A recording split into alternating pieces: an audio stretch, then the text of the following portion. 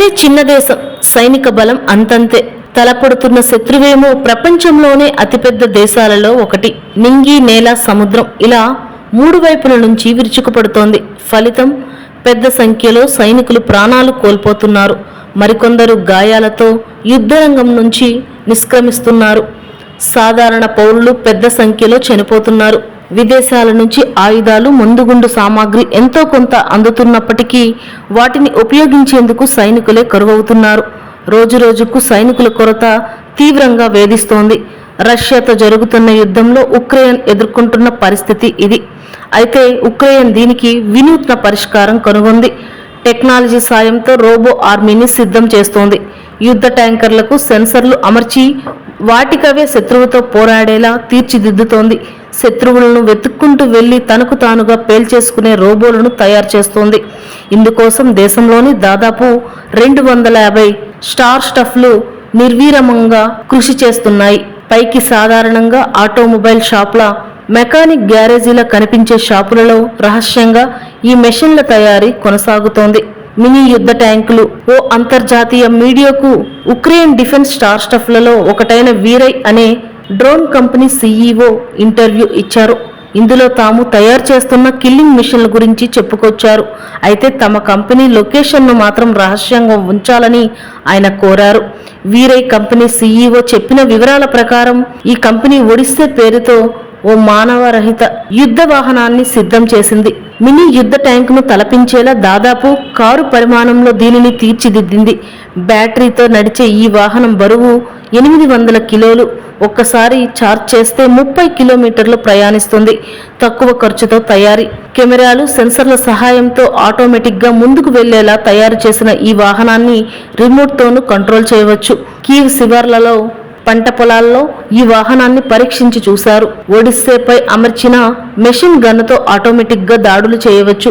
దీంతో పాటు యుద్ధ రంగంలో గాయపడిన, చిక్కుకుపోయిన సైనికులను కాపాడే అవకాశం ఉంటుందని వీరై కంపెనీ సీఈఓ చెప్పారు. విదేశాల నుంచి ఈ తరహా వాహనాన్ని దిగుమతి చేసుకోవడానికి అయ్యే ఖర్చులో కేవలం 10వ వంతు సొమ్ముతో తయారు చేయడం దీని ప్రత్యేకత. దీనికి వీరై కంపెనీ నిర్ణయించిన ధర కేవలం $35,000 మాత్రమే. డిఫెన్స్ మ్యాగజైన్లు, ఆన్లైన్ వీడియోలే స్ఫూర్తి. ఆటోమేటిక్ యుద్ధ వాహనాలను తయారు చేయాలనే ఆలోచన ఎలా వచ్చిందన్న ప్రశ్నకు వీరై కంపెనీ సీఈఓ జవాబిస్తూ డిఫెన్స్ మ్యాగజైన్లలో వివిధ యుద్ధ వాహనాల వివరాలు, ఆన్లైన్ వీడియోల నుంచి స్ఫూర్తి పొందామని చెప్పారు. వాటికి తమ ఊహలను జోడించి ఈ వినూత్న ఆయుధాలను సిద్ధం చేస్తున్నట్లు వివరించారు. యుద్ధం కారణంగా విదేశాల నుంచి దిగుమతులు తగ్గిపోవడంతో తమకు అందుబాటులో ఉన్న వనరులతోనే వీటిని డిజైన్ చేస్తున్నామని వివరించారు. అది అతి తక్కువ ఖర్చుతో అత్యాధునిక వాహనాలను తయారు చేస్తున్నట్లు చెప్పారు. తేలికపాటి కలపతో డ్రోన్ల రెక్కల తయారీ, సూపర్ మార్కెట్లో వాడే కేబుల్ టైలతో డ్రోన్లకు మందుగుండు సామాగ్రిని కట్టి సరిహద్దులకు పంపి పేల్చేయడం తదితర పద్ధతులను ఉపయోగిస్తున్నట్లు చెప్పారు. ఫస్ట్ పర్సన్ వ్యూ డ్రోన్లు. సాధారణంగా డ్రోన్లకు వర్చువల్ రియాలిటీ టెక్నాలజీ జోడించి తయారు చేసినవే ఈ ఫస్ట్ పర్సన్ వ్యూ డ్రోన్లు.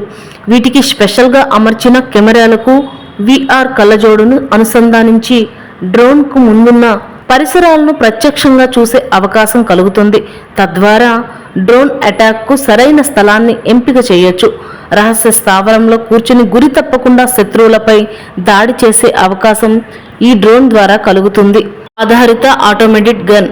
డేవ్ డ్రాయడ్ అనే స్టార్ స్టఫ్ ఈ ఆటోమేటెడ్ గన్ను తయారు చేసింది. కదిలే టార్గెట్లను గుర్తించి గురి తప్పకుండా కాల్పులు జరపచ్చు. ఆటోమేటెడ్ గన్ అయినప్పటికీ కాల్పులు జరపాలా వద్దా అనేది దీన్ని ఆపరేట్ చేసే సైనికుడే నిర్ణయిస్తాడు.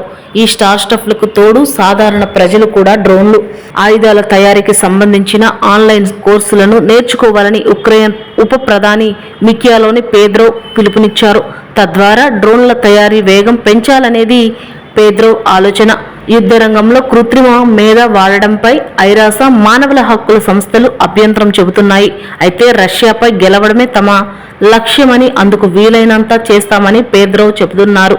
యుద్ధ రంగంలో తమ సైనికులను కాపాడుకోవడానికి ఏఐ ఆధారిత ఆయుధాలను ఉపయోగించడం మినహా తమకు వేరే ప్రత్యామ్నాయం లేదని స్పష్టం చేశారు.